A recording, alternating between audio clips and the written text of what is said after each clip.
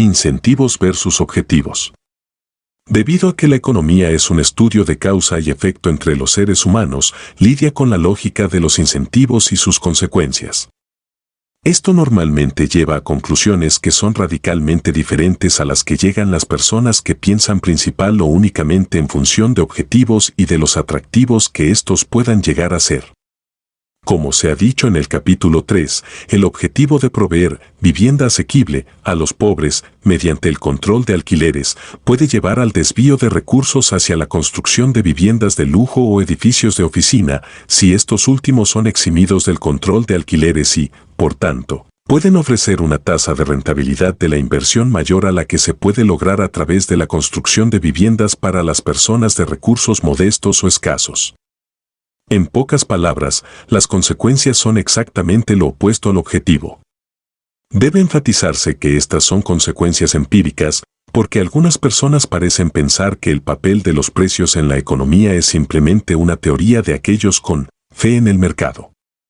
Sin embargo, fue un socialista sueco, que presumiblemente carecía de esa fe en el mercado capitalista, quien dijo que el control de alquileres parece ser la técnica más eficiente actualmente conocida para destruir una ciudad, después de bombardearla.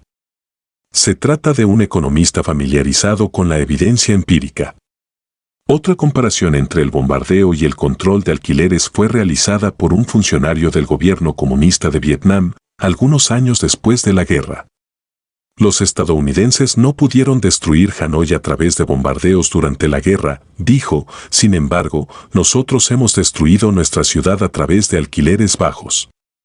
Como comunista, este funcionario no tenía ningún prejuicio en favor del libre mercado, sino que había aprendido por las malas que los alquileres artificialmente bajos incentivaban la demanda al tiempo que desincentivaban la oferta, un principio muy simple, en efecto, pero con grandes impactos en aquellos que cometen el error de no prestarle atención.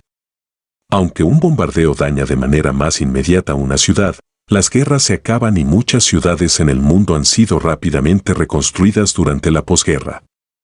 El control de alquileres causa un daño más duradero, sin embargo, la mayoría de las personas no entiende los principios económicos que subyacen y que continúan provocando la reducción de la oferta de viviendas por décadas. La economía fue bautizada como la ciencia sombría, precisamente porque su análisis frustraba muchas esperanzas y deseos. Ahora bien, saber lo que no es posible nos puede ahorrar muchas decepciones y evitar muchos desastres. Dado que los seres humanos pueden estar tan equivocados en su pesimismo como en su optimismo, la economía también ha servido para exponer las falacias de muchos profetas pesimistas. Esto se demostrará claramente en el capítulo 12, que incluye un análisis de las razones económicas por las que muchas predicciones de agotamiento de recursos han resultado tradicionalmente erróneas por altísimos márgenes y por muchísimos años e incluso generaciones. Los incentivos son relevantes porque la mayoría de las personas tienden a hacer más por su beneficio que por el beneficio de otros. Los incentivos hacen que ambas consideraciones coincidan. Una camarera nos sirve comida no porque tengamos hambre, sino porque su salario y propinas dependen de ello. Ante la ausencia de estos incentivos, el servicio en los restaurantes de la Unión Soviética era notoriamente malo. Las cosas que se amontonaban en los almacenes no eran la única consecuencia de la ausencia de los incentivos que acompañan al sistema de precios del libre mercado.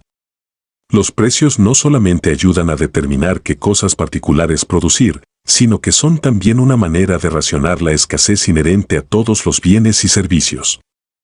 Sin embargo, estos no crean esa escasez, la cual, en cambio, va a necesitar siempre alguna forma de racionamiento bajo cualquier sistema económico.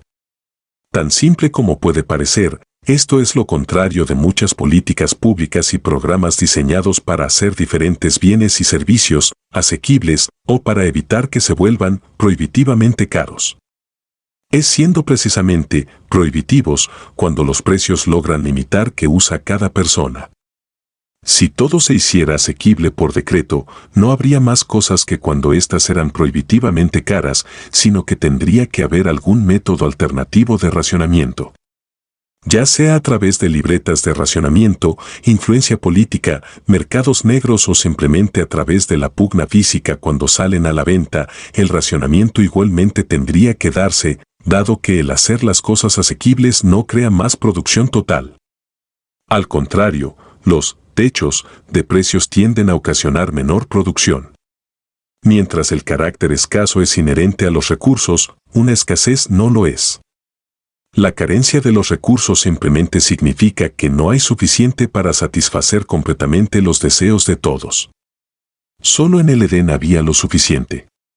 Una escasez, sin embargo, significa que hay personas dispuestas a pagar el precio actual del producto pero que no lo pueden encontrar. El precio es parte integral de una escasez, aunque las personas crean erróneamente que, durante una escasez, hay menos disponibilidad física de recursos. Un artículo de The Wall Street Journal sobre el alto precio de la tierra que había elevado el coste de la vivienda en muchas comunidades de California se refería a aquellas áreas ya superpobladas en las que había, paradójicamente, vastas cantidades de tierra desocupada y lo único que impedía que se construyesen más casas eran las leyes locales. A lo largo de la historia, muchas políticas en apariencia humanitarias han resultado contraproducentes debido a la incapacidad de entender el papel de los precios.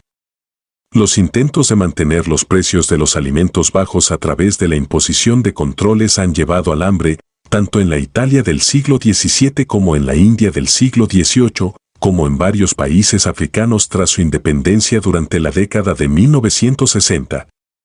Algunos de estos países africanos, así como otros de Europa Oriental, tuvieron tanta abundancia de alimentos en el pasado que incluso fueron exportadores de alimentos antes de que la era del control de precios y la planificación gubernamental llegara y los convirtiera en países incapaces de alimentarse a sí mismos. Nada de esto es nuevo o exclusivo de una moderna economía capitalista.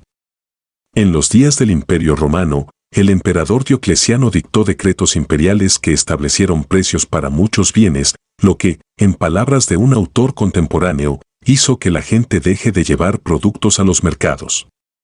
La historia se repetiría casi 2000 años después en Estados Unidos cuando los controles de precios durante el gobierno de Nixon llevaron a una baja en la oferta de los bienes sujetos a dichos controles. La falta de oferta de bienes como resultado de las restricciones políticas a la economía es diferente a la incapacidad de producirlos. La oferta de alimentos puede ser baja incluso en un país con un suelo extraordinariamente fértil, como lo fue en la Rusia poscomunista que aún no se había convertido a una economía de libre mercado. Ondulándose suavemente a lo largo de 250 kilómetros de colinas de pastos en el sur de Moscú, está el valle del río Plava, el sueño de cualquier campesino hecho realidad. Es la puerta de entrada a lo que los rusos llaman Chernosim, territorio de la Tierra Negra, que se precia de ser uno de los suelos más fértiles de toda Europa a apenas 3 horas en coche desde la gran y hambrienta metrópolis. El territorio de la Tierra Negra tiene la riqueza natural para alimentar a una nación entera. Sin embargo, apenas puede alimentarse a sí mismo. En una economía de libre mercado, es difícil siquiera imaginar una ciudad hambrienta que dependa de la importación de alimentos extranjeros, cuando a muy poca distancia existen campos extraordinariamente fértiles.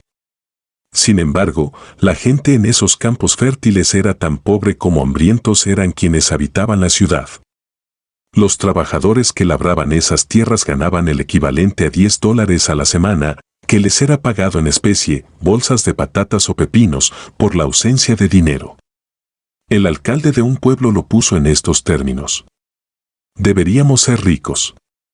Tenemos un suelo maravilloso. Tenemos el conocimiento científico. Tenemos gente muy cualificada.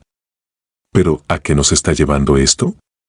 Esto nos debería llevar a encontrar una razón más para comenzar a entender la economía como un medio para lograr una asignación eficiente de recursos escasos con usos alternativos. Todo lo que faltaba en Rusia era un mercado para conectar la ciudad hambrienta con los productos de la tierra fértil y un gobierno que permitiese a ese mercado funcionar libremente. En algunos lugares, oficiales locales rusos prohibían el traslado de alimentos a través de fronteras locales, con la finalidad de asegurarse precios bajos de alimentos dentro de sus propias jurisdicciones y, por ende, el apoyo político local. Una vez más, es necesario destacar que esta no es una política estúpida desde la perspectiva de un oficial gubernamental que está tratando de lograr popularidad local con consumidores gracias al mantenimiento bajo del precio de los alimentos. Esto protegía sus carreras políticas, a pesar de lo desastrosas que eran estas políticas para el país en su conjunto.